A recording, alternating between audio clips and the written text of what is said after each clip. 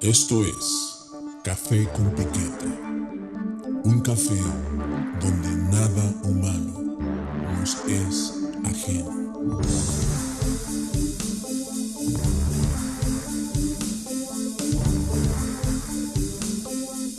Café con Piquete.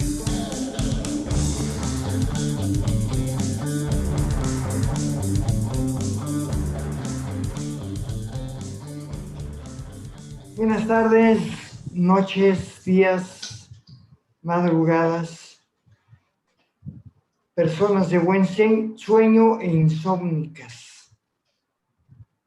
Vamos ahora a la segunda parte de la cuestión de Job, de las preguntas. O sea, Job encarna en un momento al sufrimiento humano y al porqué, al sentido de ese sufrimiento en un momento dado. ¿Sí? Esa es la pregunta. Y esas son las preguntas que le hace Job a Dios, ¿no? Ahorita estábamos comentando un poco acerca de la cuestión del psicoanálisis, que en un momento dado es el juego que hacen los amigos de Job, que lo llevan a preguntarse, lo llevan a confrontarse y lo llevan a una serie de cosas. Y en algunos casos, y lo diría Foucault de esta manera, ¿no? Lo llevan al lugar donde lo quieren tener, si es que son malintencionados, ¿no? Por otra parte, yo creo que la historia de Job es un sueño de la humanidad. En el sueño, en un sueño cualquiera, una de las maneras de la interpretación de un sueño es que todos los personajes que están ahí en el sueño son tú. O sea, tú eres todos los personajes. Y cada uno de los personajes plantea una serie, pues, de preguntas mediante situaciones que suceden, que aparentemente son incongruentes o ilógicas, y que si uno se fija en los sueños, lo que sucede también es que confrontan, o sea, llevan a una confrontación, porque a veces en los sueños uno se encuentra con enemigos de la vida real representados ahí, pero en otro papel, o gente que ha sido querida, que también está en otro papel, que a lo mejor nos está atacando, no sé, ¿no? Y entonces nos llevan a lo mismo que los amigos de Job, o sea, que le dicen, tú eres el responsable y el culpable de todo lo que está sucediendo. Y es en un momento dado también en la cuestión del psicoanálisis lo que plantearía el superyo, ¿no? O sea, el superyo es el que va a controlar y es el que va a decir, tú de aquí no te me vas a salir, porque estos son los ordenamientos y tú tienes que seguir por un camino dado, sea religioso, sea dado por el sistema o lo que sea. Y entonces los amigos de Job lo quieren regresar al estado anterior al sufrimiento,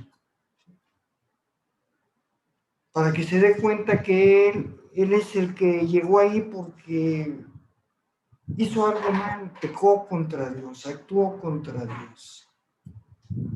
Y en el psicoanálisis estamos hablando de una cuestión sistémica, ¿no?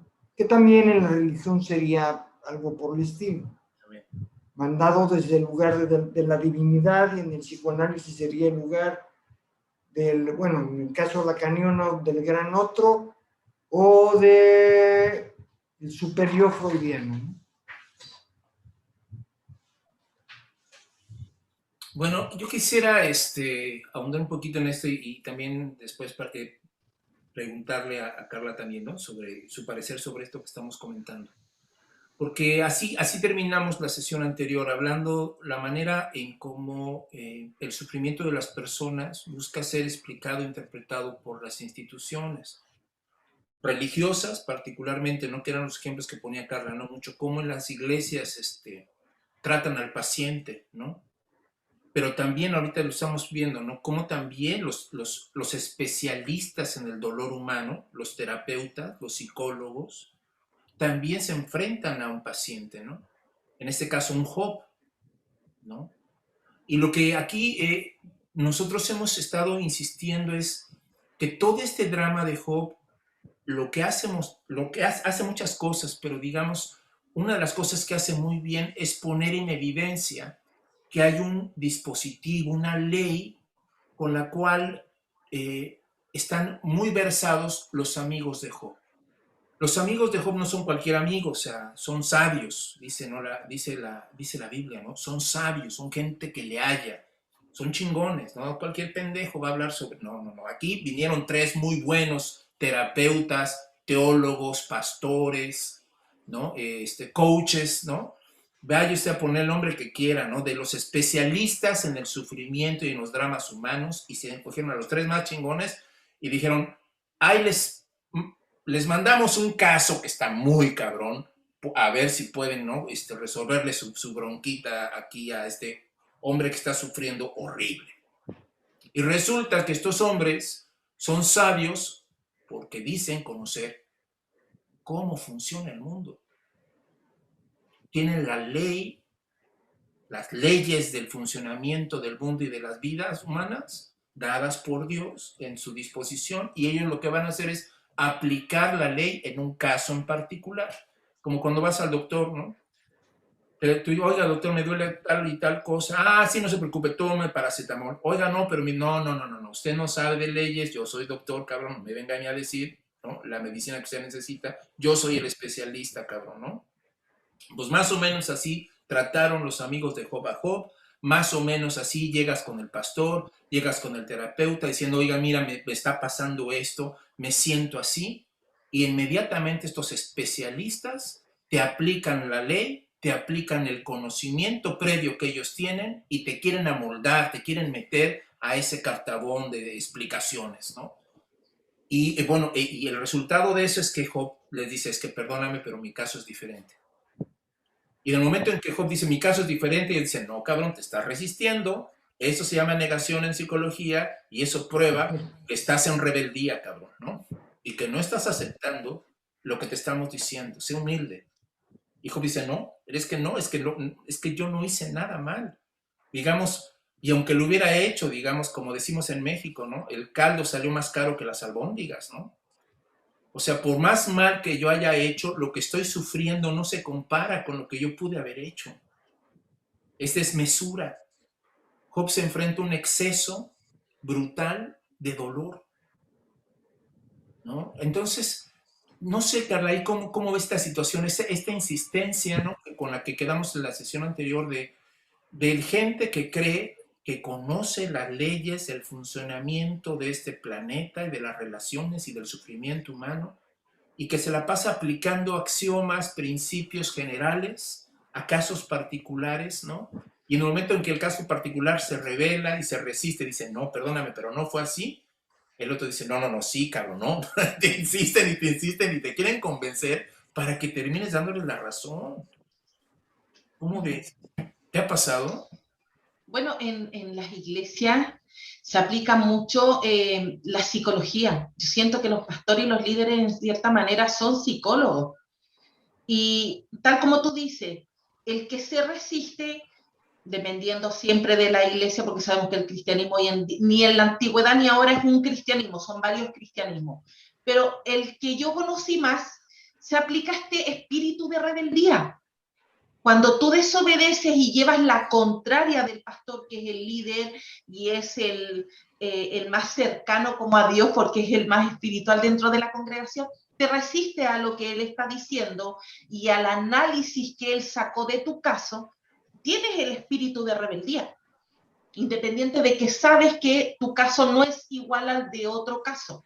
En este caso también seguimos viendo en la Biblia que Job no hizo nada. Él no hizo nada malo. Acá fue un juego perverso, según los redactores, entre Satanás y Dios.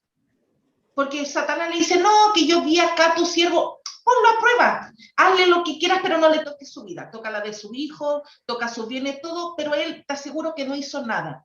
Llega a ser perverso, o sea, lo analizas un poco y es un juego perverso. Porque en ese libro jamás se debió haber jugado con la integridad, con los sentimientos de una persona que no había hecho mal a nadie.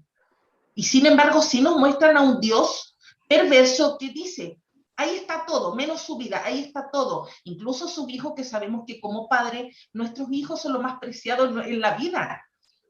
Así que yo sigo insistiendo que Job es un libro súper perverso y que la gente hoy en día lo ve un libro de enseñanza muy espiritual donde Job es el modelo de vida de todos. No, yo creo que nadie tiene que pasar lo que esta historia, este libro de Job, este hombre Job, pasa. Nadie debiese pasar por un sufrimiento igual, menos porque los dioses te ponen a prueba. Sí. Oye, me recordaste esa otra historia tremenda, ¿no? Carlos, también recordarás, ¿no? La historia del sacrificio de Isaac.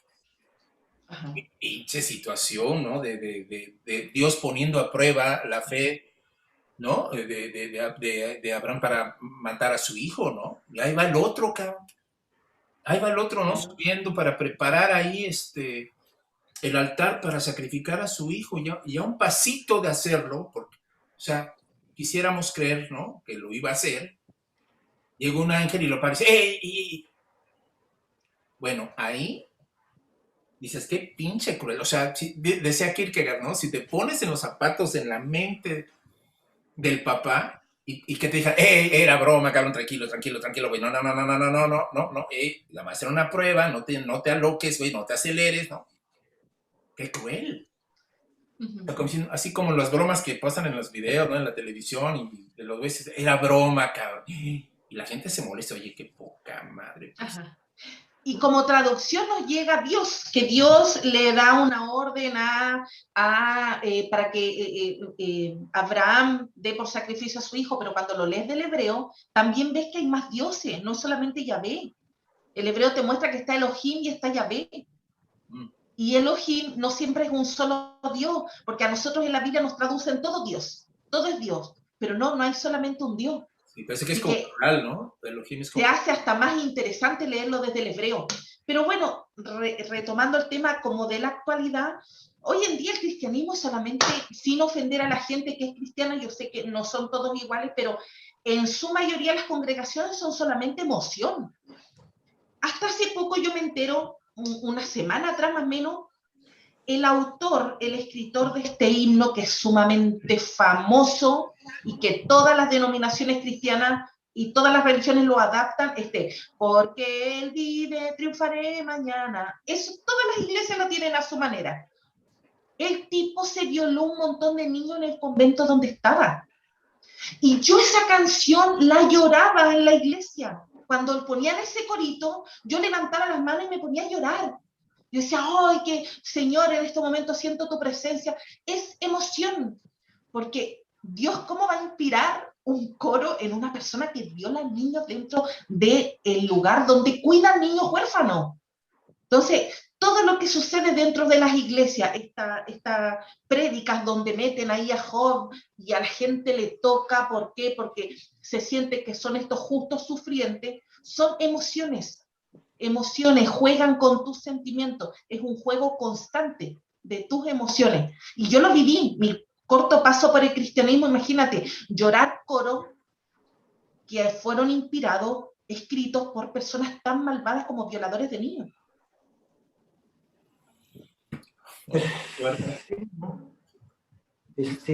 Bueno, en primer lugar, el caso, perdón. Como el caso Wagner, ¿no? Sí.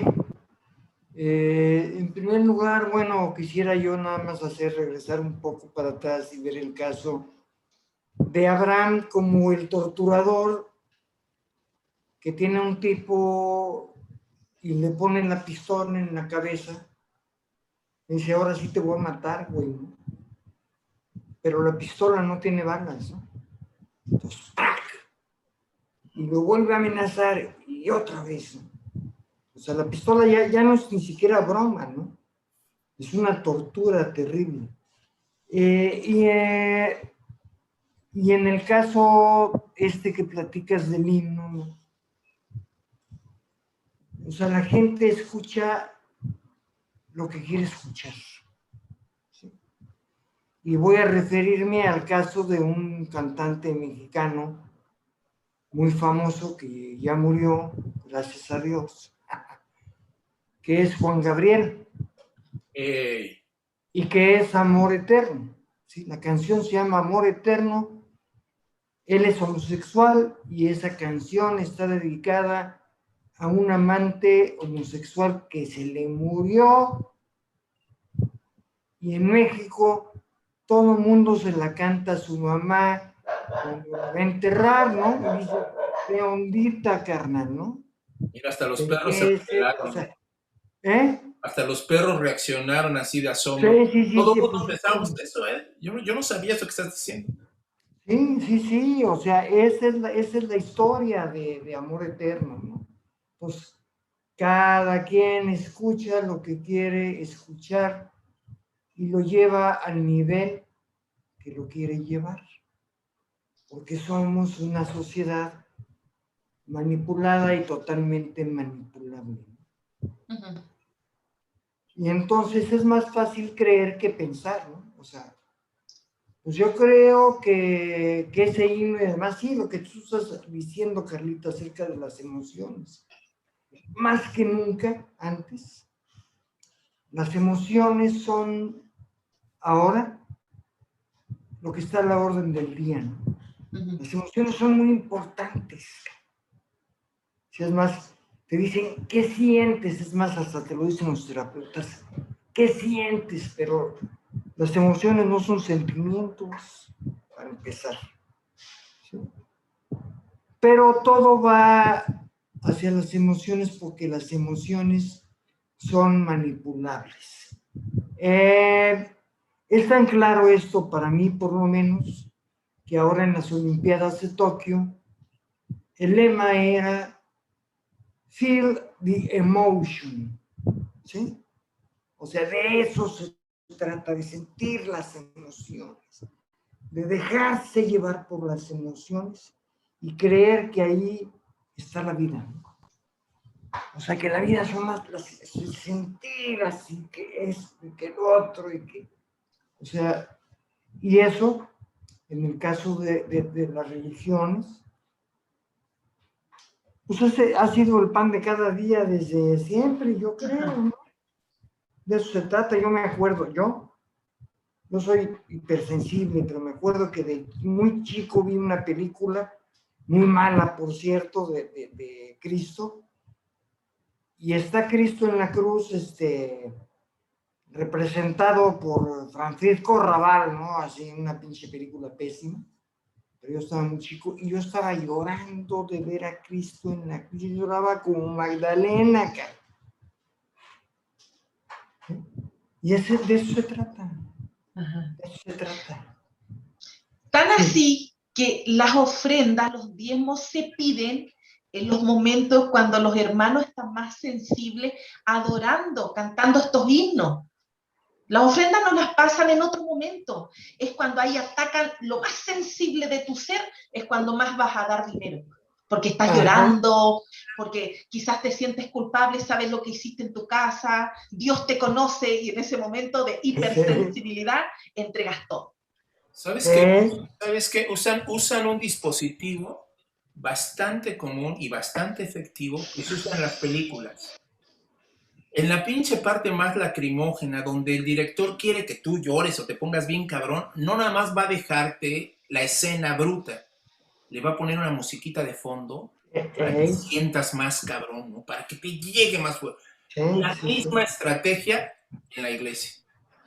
¿No? Empieza, no, porque hermanos, ese momento y empieza la y empieza, y ay, cabrón, y empieza a hacer, ay, no, sí.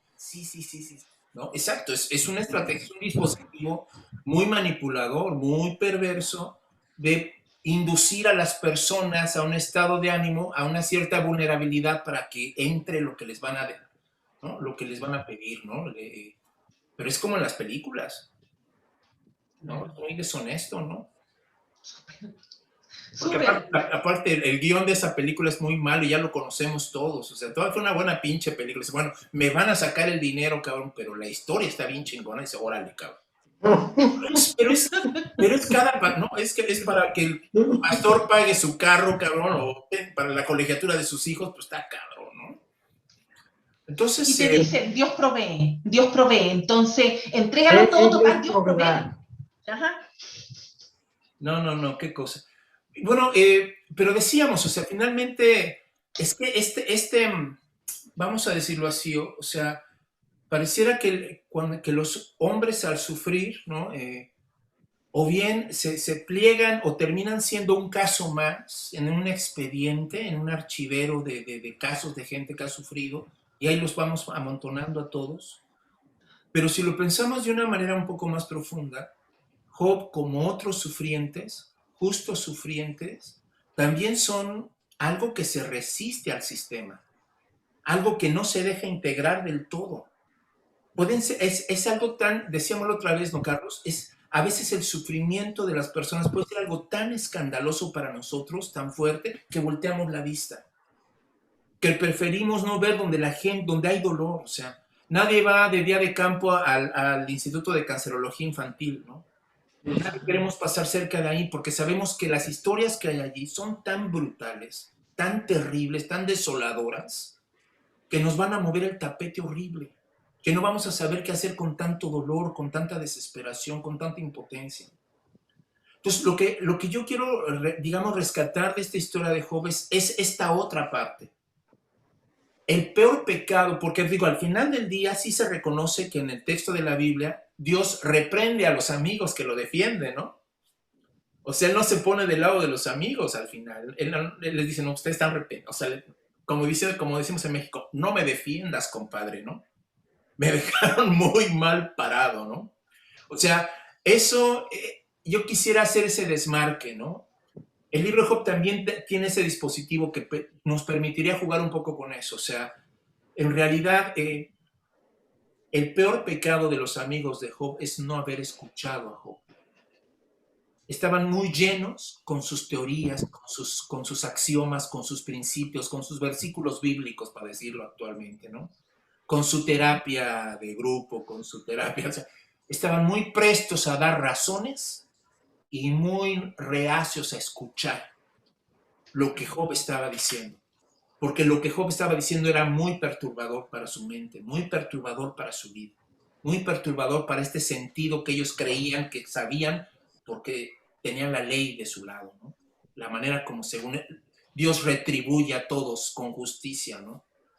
Y cuando no sucede así, no queremos escuchar. Pero yo he escuchado personas que en este sentido hacen de Job hasta una figura colectiva. Porque un justo sufriente no solamente es una persona, también son pueblos enteros. Pueden ser los indígenas, África completita. Es un continente de justos sufrientes. Todo la época, no todo lo que estamos viviendo ahorita sobre el debate en la conquista en México, no sé si Carla sepas, ¿no? Hay un debate enorme sobre esto que aparentemente estaba cancelado, ¿no? La historia oficial de cómo fue la conquista. Y hoy se está abriendo un debate muy fuerte sobre la resistencia indígena, ¿no?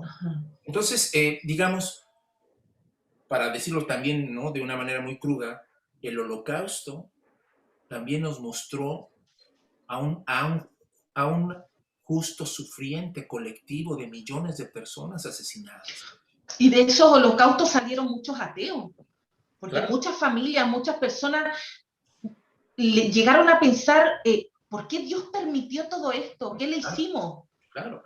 Murieron familias enteras, completas, se salvó quizás uno, y ese uno salió ateo. O sea, me pongo en su lugar y me ocurriría lo mismo. O sea, no quiero saber más de Dios luego de todo lo que me ocurre. Si es una prueba, yo no pedí pasarla. Y una prueba tiene que conllevar el sufrimiento de toda mi familia. Entonces, de verdad que hasta se justifica hoy en día tanto ateísmo en Israel. Muchos judíos luego le traspasan a su familia este ateísmo y terminan simplemente llevando por tradición la fiesta judía. Sí, sí, sí, o sea, no sé cómo ves tú este fenómeno, Carlos, ¿no? Sí, sí, sí, o sea, es muy duro, es muy difícil, es terrible, ¿no? O sea, es terrible en el caso de la conquista, que no fue conquista, fue una invasión. O sea, la Igual que acá. conquista es un término justificativo de todo lo que sucedió. Si los valientes descubrieron un continente y llegaron a ponerlo en orden. A civilizar. Claro. Y la situación es que curiosamente es todo lo contrario, ¿no? O sea, ahorita de lo que se estaba hablando, lo que estaba diciendo Carlita del Holocausto, ¿no? O sea, llegan a destruir los cuerpos para salvar las almas, ¿no? En un genocidio que no es, en los campos de concentración yo creo que fueron 3 millones de judíos y 3 millones de otras personas que no son judíos, pero no importa. Claro, testigos de Jehová, había de todo, católicos. Sí, o sea, había hasta 800,000 soldados soviéticos que estaban metidos ahí. Pero en este caso es muy curioso porque estamos hablando entre 80 y 100 millones de personas muertas por el trabajo, por la espada, por la religión, por las epidemias que hubo, que además fue como una guerra biológica porque está probado que fueron transmitidos de alguna manera voluntariamente también, ¿sí? Porque lo que hacían era que las cobijas o los petates o donde estaba la gente infectada y moría se las daban a los sanos, ¿no? Decían, ahí llévate eso, y las escudillas donde comían hacían lo mismo, ¿sí? Y ellos ya habían vivido la peste en Europa, una parte de la peste, y sabían qué era lo que sucedía con eso. Pero estamos hablando, vamos a dejarlo barato. Vamos a decir que fueron 20 millones de personas. Ah, carajo, y de eso nadie habla. Y no sucedió nada con eso. Y no hay ningún problema. Y Benedicto XVI hizo una declaración de que jamás había habido problema con la conquista, ni la cuestión religiosa había tenido ningún mal efecto en la población indígena. No lo dijo de esa manera, pero lo dice. Es brutal, ¿sí? Es brutal. Y no fueron ni 3 ni 6 millones de gente en campos de concentración, fueron 80 o 100 millones de personas a través de aproximadamente 25 años. En la mesa central, o sea, en lo que se llamaba el Anáhuac, había en todo en Sudamérica había 20 millones de personas y acabaron con 1 millón de personas. O sea, nada más quedó 1 millón de personas. Pues, es el sufrimiento total, ¿no? Es el sufrimiento de un pueblo que es reducido a nada, ¿no? No, hombre, pues si no pasó nada, es más, no hablen de que España tiene que pedir perdón, si España ni siquiera era España, agarras Londra, que nada más era Castilla, o sea, empiezan a discutir una bola de idioteces que no tienen nada que ver. Y entonces vamos a lo que se estaba también diciendo, no queremos reconocer el sufrimiento. No queremos reconocer el sufrimiento, porque además, o sea, eso no fue hace 500 años, eso que fue hace 500 años sigue teniendo repercusiones el día de hoy, sigue habiendo asesinatos, sigue habiendo depredación y sigue habiendo despojo, ¿no? O sea, eso no ha terminado, ¿sí? Pero no se quiere reconocer. porque además ahí hay otro problema, el otro no existe, ¿no? O sea, hay un problema de alteridad, el otro no existe. Entonces, pues no vale la pena, ¿no? Ujú. O sea, ya es un problema de narcisismo en el que yo hago, no le doy en el lugar del otro, en mi aparato psicológico, me pongo otra vez yo. O sea, yo hablo conmigo mismo y no hay otro. Sí. Y eso es lo que sucede cuando está diciendo, creo yo, cuando está diciendo Armando, que sus amigos no lo oyen. No lo oyen. O sea, Job no existe. Así es. Es lo mismo, no hay alteridad, no hay otro. Porque tiene que ser lo mismo, y lo mismo es que tú tienes que ser un ofensor de Dios, en el caso de Job.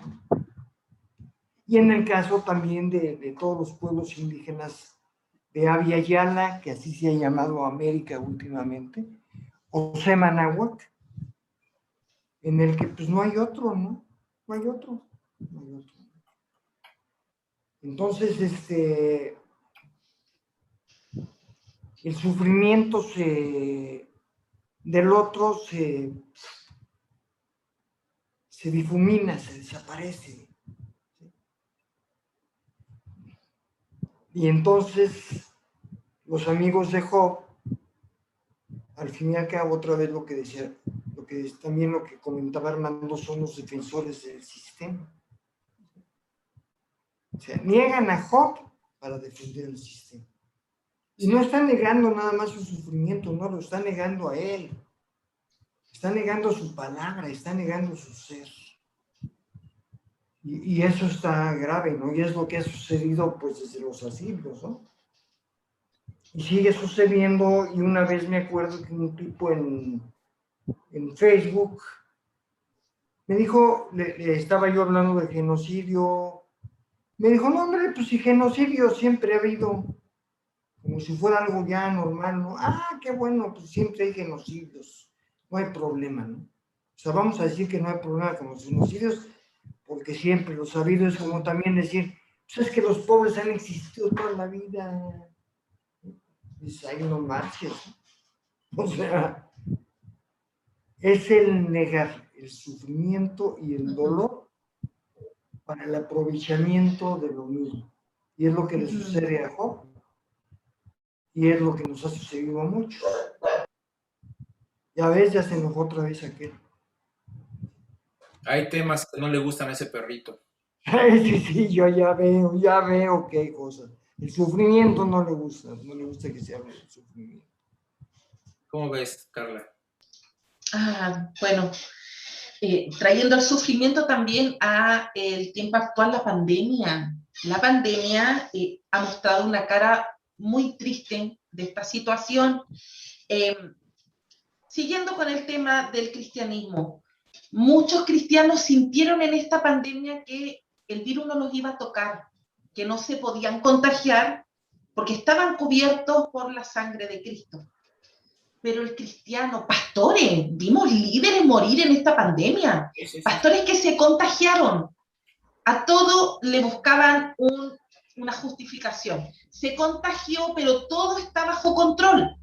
Dios lo va a sanar para su gloria. Se moría el cristiano, el hermanito, el pastor. No, que Dios sabe lo que hace, pero todo es para la gloria del Señor. Entonces, de verdad que en esta pandemia, quizás estos grupos no han comprendido mucho, que acá el tema no es si es o no para la gloria de Dios que te contagia. Es que todos estábamos vulnerables a contagiarnos, no importa de la religión que sea o no importa si no crees en nada. Así que pienso que esta sociedad le ha faltado hasta este mismo momento aprender de esta pandemia, aprender a ser más sensible, más empático, que es lo que le falta al mundo completo. El mismo problema que vive México también lo vive Chile. Chile, cuando comenzó este estallido, hace 2 años atrás, una de las primeras cosas que se empezaron a ir abajo fue esta estatua de grandes conquistadores. La gente pudo entender que no nos conquistaron, nos vinieron a invadir, nos vinieron a imponer un dios, una religión, porque acá ya habían dioses, habían creencias, había riqueza en literatura, en creencias, en pensamiento, en tantas cosas. Quisieron arruinarlo todo e imponer sus tradiciones, sus creencias y su dios. Entonces, de esas conquistas, nada bueno salió, porque hoy en día vemos pueblos indígenas que sigue hasta ahora manifestando el dolor que tienen por estas aberraciones que fueron cometidas. Entonces, la humanidad ya tiene que entender y respetar las creencias hasta hoy en día. No tenemos por qué todos creer en el Dios de Israel, en el Dios que creen los cristianos. La gente tiene que entender que hay muchos dioses en las creencias de los seres humanos y que todos sufrimos y todos vamos a comprender ese sufrimiento desde distintos puntos de vista. Como decíamos antes de entrar en esta segunda parte, hay quienes se acercan a la religión por medio de un sufrimiento, como hay quienes se apartan de una religión por ese mismo sufrimiento. Sí, caray. Hay algo que quisiera también resaltar. Un gran ausente, ¿no?, en el libro de Job y en mucho de lo que estamos platicando aquí, que es la compasión. En ningún momento, o sea, los amigos tal vez al principio, dice la Biblia, ¿no?, que se impresionaron de ver a Job. El problema es que Job empezó a hablar. Y cuando Job empezó a hablar desde otro lado, que no era el lugar, digámoslo así, o sea, para mí, siguiendo a un filósofo que me encantó la manera como interpretó a Job, Job ya no estaba en este mundo. O sea, su sufrimiento lo había colocado en unas coordenadas que ya no correspondían a la manera habitual de entender la retribución y todas estas cosas. O sea, él estaba ya en otro lugar. Y desde ese otro lugar él estaba haciendo preguntas que no estaban siendo atendidas ni respondidas, porque no se podían responder desde ese sistema. ¿No? Él ya estaba en otro lado, en otra escena, dice el filósofo en cuestión, ¿no? En otra escena. Y desde esa otra escena, lo que menos pudieron hacer los amigos de Job es tener compasión. Estaban tan llenos de preguntas y de soluciones y de convicciones que no tuvieron el menor mínimo empacho de sentir compasión, de quedarse callados. Yo quiero platicarles algo así muy brevemente, que es algo que me afectó tanto emocionalmente, espiritualmente, tanto que me hizo dedicarle la maestría al problema del mal. Yo me gradué con una maestría sobre el problema del mal. Y no fue por morbo intelectual, fue por un amigo de la iglesia. Un tipo bastante joven, nunca había fumado, nunca droga, nada, alcohol, nada, un tipo limpio, que de repente le dio cáncer en el pulmón, sin haber fumado, ¿no? Yo que sí fumaba, ¿no? Y este canijo se enfermó horrible. Y cuando empezó a agravarse, a ponerse muy mal y las quimioterapias, pues él iba a estos cultos de sanidad, ¿no? No sé si todavía los haya, ¿no? Pero había estos cultos, ¿no? De ven, el predicador fulano tal, y aquí Dios obra milagros, y espera un milagro. Y allí va mi amigo a esperar el milagro. Y en una de esas, él regresa al hospital a hacerse un estudio y va resultando que no aparece nada. Y entonces inmediatamente le dijo, pues aquí está el milagro, ¿no? Dios me sanó. Y empezó a ir a las iglesias a dar testimonio, ¿no? Como dicen, ¿no?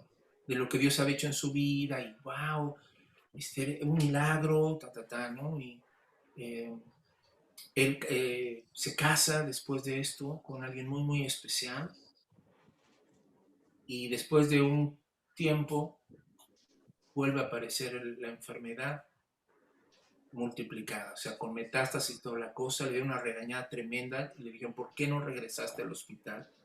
Hay un momento como asintomático de la enfermedad que seguramente tú lo interpretaste como un milagro, pero no era un milagro. Ahí estaba el cáncer, pero no te estaba dando señales. Por eso apareció así, ¿no? Pero cuando regresa mi amigo, pues ya el cáncer ya se había esparcido más. Y yo estaba pues como muy conmovido por esta situación, porque pues justamente ese tipo de creencias lo habían llevado a ese estado, ¿no? Por creer, por cándido, por buscar por anhelar una solución, así como la gente se toma un menjurje X, ¿no? Y buscas, ¿no? Que una solución, aunque no la entiendas, pero tú quieres alivianarte, ya no quieres sufrir, no te quieres morir, ¿no?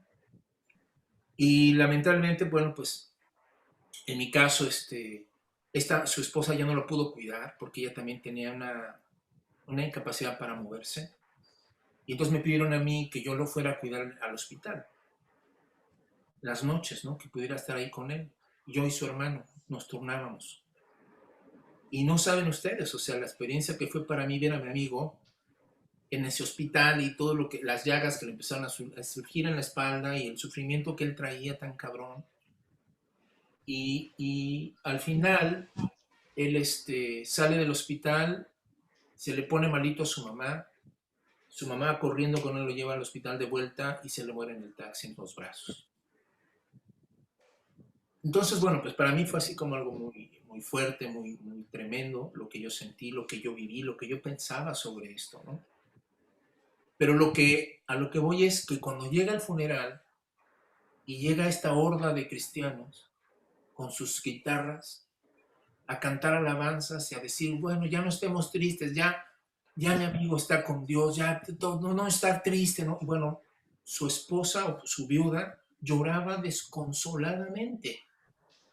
Y estos tipos no tenían la menor empatía, la menor compasión de decir cuánto lamento, o sea, lo que viviste, lo que estás sintiendo, y no, no estés triste, ya está con Dios. ¿Por qué estás triste? No, nosotros somos los que estamos sufriendo, él ya resolvió su problema, él ya está con Cristo, ¿no? Fue terrible, terrible, terrible, terrible la falta de empatía, la falta de compasión, que esta serie de creencias, de convicciones, de anteponer, como dijo Carlos, las creencias a las personas, de serle más fiel a una opinión, a una idea, que a una persona de carne y hueso. Uh-huh. Y es terrible. Qué fuerte. Sí, muy, muy fuerte. Y bueno, cuando terminé mi maestría, pues yo puse, obviamente, a mis papás, ya todo el mundo, pues, mis padres que me apoyaron, pero en el fondo, pues yo sabía que era mi amigo. Y que me había forzado, pues, a seguir esta ruta intelectual, ¿no? De preguntarme por este tipo de cosas, ¿no? Y darme cuenta que lo más digno que podemos los seres humanos a veces tener no es una respuesta chingona y sabia al sufrimiento humano, sino la simple y llana compasión de un abrazo, de una sujetarle a alguien. O sea, son cosas que se superan. Fíjate, para no cansarlos, un día llego yo al hospital y dije, no, mi amigo está muy güey con sus pinches creencias religiosas, muy de cristiano, así muy convencional. Entonces yo llevo así un alterón de libros así de teología, así muy chingona, muy progresista, muy...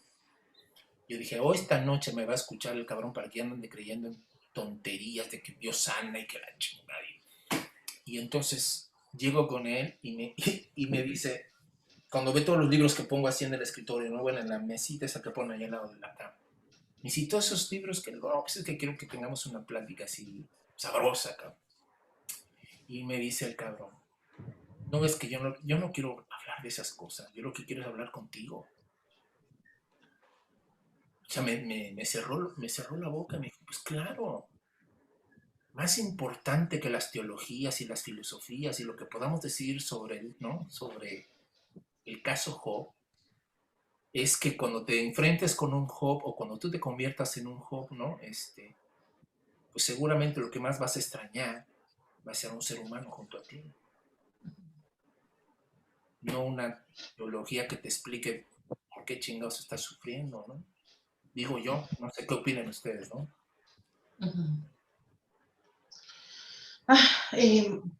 Es que en momentos así, yo creo que no hay palabras. La teología queda obsoleta, queda de más, queda sobrando. En momentos así de sufrimiento, cuando en la desesperación una persona quiere recurrir o aferrarse de algo porque no quiere morir, porque está desesperada, la teología está de más. De repente un apretón, un abrazo, basta, porque no van a haber palabras. igual como cuando una persona pierde un ser querido, en la situación que sea, por una enfermedad y pudo despedirse, o de una muerte que nadie veía venir, no hay palabras, porque cada ser humano experimenta el dolor de diferentes maneras. Entonces, somos tan diferentes como seres humanos que no sabemos si el silencio va a estar bien o esa persona necesita palabras también, quiere escuchar, que le digan algo. Entonces, es diferente. Yo también tuve un amigo, compañero de curso de la infancia, que también pasó por un cáncer. Él se murió, también se ramificó y todo.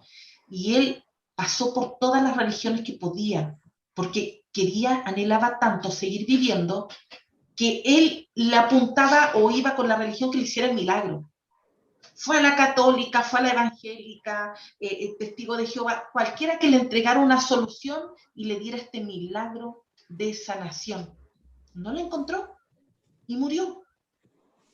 Entonces, esta desesperación, muchas veces la gente en esa desesperación de no saber qué va a suceder y no tener el control de la enfermedad, recurre a una creencia para salvarse. Así es. Pues sí, no sé, es terrible, ¿no? Es terrible. O sea, cada quien sufre a su manera, cada quien tiene sus problemas a su manera, y cada quien ve las cosas como puede, pero la cuestión es que seguimos en la creencia, ¿no? Seguimos en la creencia y no hay aceptación, o sea, la cuestión es la negación.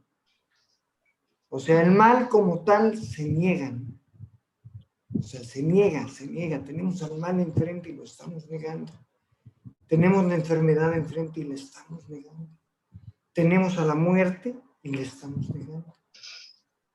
Porque no tenemos la capacidad de aceptar lo que está sucediendo. O sea, desde luego, no es fácil. O sea, yo no estoy diciendo que la gente pueda ser tonta o no por no poder aceptarlo. Pero es una parte de la condición humana que nos lleva a las creencias, precisamente.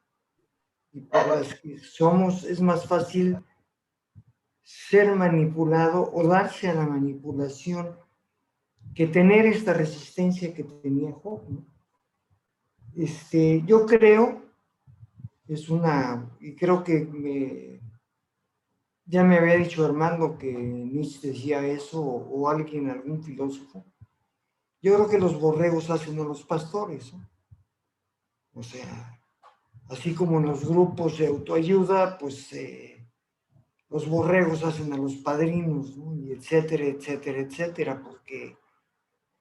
porque quieren que les digan por dónde van o cuál es la salvación, ¿sí?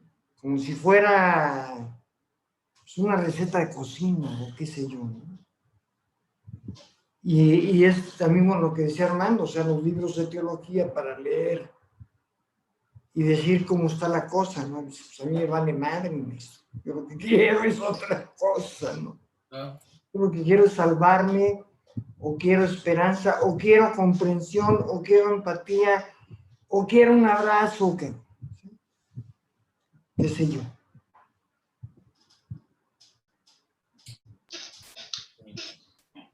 Quería comentarles algo, no sé si se puede, es una historia, es breve. Acá en Chile ocurrió hace una década, un poco más, el psicópata del pincel. Fue un caso acá que dejó en shock a todo el país. Si lo googlean, lo encuentran al tiro. El tipo agarra martillazo en la cabeza a una chica, la mata, era la amiga de la universidad de la pareja que tenía este caballero. La mata, la entierra en el patio y un poco antes de intentar matar a la pareja de él, esta chica escapa y en la calle encuentra a carabineros, la policía, y les da en aviso que su pareja, este hombre bien mayor que ella, había matado a la amiga y la tenía enterrada en el patio. Resulta que esta chica era de la iglesia Bautista Cordillera. Joven, universitaria, con un futuro por delante enorme. El consuelo que se le dio en la iglesia a los padres de estas chicas fue que Dios, en su misericordia, se llevó a la hija de ellos porque ella ya era salva y dejó viva a la otra porque no conocía a Cristo. Ups. Fue misericordia. Ups. Cuando a mí me lo cuentan, porque el hermano de la iglesia bautista a la que yo iba, él conocía a esta familia porque era de esa iglesia antes de cambiarse de iglesia, conocía a esta chica. Yo en ese tiempo era cristiana, pero yo quedé en shock porque yo dije, Dios en su misericordia permitió que le mataran a la hija a martillazos porque era salva. Entonces, realmente falta razonar. Dentro de la religión falta que la gente use el cerebro y piense un poco. Misericordia, imposible llamarle misericordia a algo tan aberrante. Sí, sí, digo, ya no sabemos, Carlita, qué es más aberrante, o sea, si que la gente lo crea o al idiota que se le ocurrió decir eso, ¿no? O sea, o sea, hay un grado como de sadismo, ¿no? Me recuerda, fíjate, dicen, yo no lo he podido comprobar, verificar físicamente, digamos, con uno de los documentos más importantes de la teología católica medieval es la Suma Teológica, ¿no? De Santo Tomás de Aquino, ¿no? Es como el documento de la escolástica, digamos, una obra cumbre, ¿no? De la teología católica medieval, ¿no? Y dicen que hay por allí un segmento de esta obra máxima cumbre, donde dice Santo Tomás de Aquino que a los creyentes se les va a permitir mirar hacia abajo para contemplar el sufrimiento de los que están en el infierno y aumentar así la gratitud a Dios por no estar allí. La Suma Teológica, el documento más importante probablemente del catolicismo medieval, argumentando de esa manera, ¿no? Entonces, Sí. hay por ahí un texto, ¿no? En François Barone, creo que se llama, que le puso a su libro, El Dios sádico. Porque sí, o sea, sí hay algo de sadismo allí, o sea, sí hay algo, hay una especie de deleite, irónicamente, ¿no? Contrastando con esto que hablamos de la compasión, pero pareciera que sí hay una especie de deleite, una especie de goce en el sufrimiento del otro, ¿no? O sea, yo, hasta la misma teoría de San Anselmo, ¿no? No sé si la recordarás, Carlita, ¿no? La teoría de San Anselmo de la muerte sacrificial del hijo, o sea, Dios asesina a su hijo como demanda de un Dios santo, ¿no? Que para pagar el pecado del mundo tiene que asesinar a su hijo, para pagar, o sea, digamos, le debes y él se hace un autopréstamo, mata a su hijo para pagarse él y entonces quedas endeudado con la deuda y con la muerte del hijo, cabrón, ¿no? Pero así de aberrante es esto, ¿no? Uh-huh. Entonces, bueno, pues mucho que pensar, mucho que seguir reflexionando sobre todo lo que provocó Job, oye, no se vale. Y no Job, el sumerio que empezó con... El babilónico. El babilónico hombre. ¿Cómo dices que se llamaba para...? Él se llama, acá ver, déjame ver. Dice, para nombrarlo bien, Shufshi Mesre Shakan. Así le vamos a poner este café con piquete para que nadie lo vea. Te lo escribo. Te lo escribo al WhatsApp para que se lo coloques bien ahí. Sí. Pues no sé, Carlos, ahí que nos quieras despedir o qué quieres agregar, o Carlita, algo que tú quieras agregar o comentar, algo adicional. No, preguntar cuándo me invitan de nuevo. No va a pasar mucho tiempo, vas a ver. Maravilloso. Sí. Bueno, yo gocé mucho esto, y no de una forma sádica, sino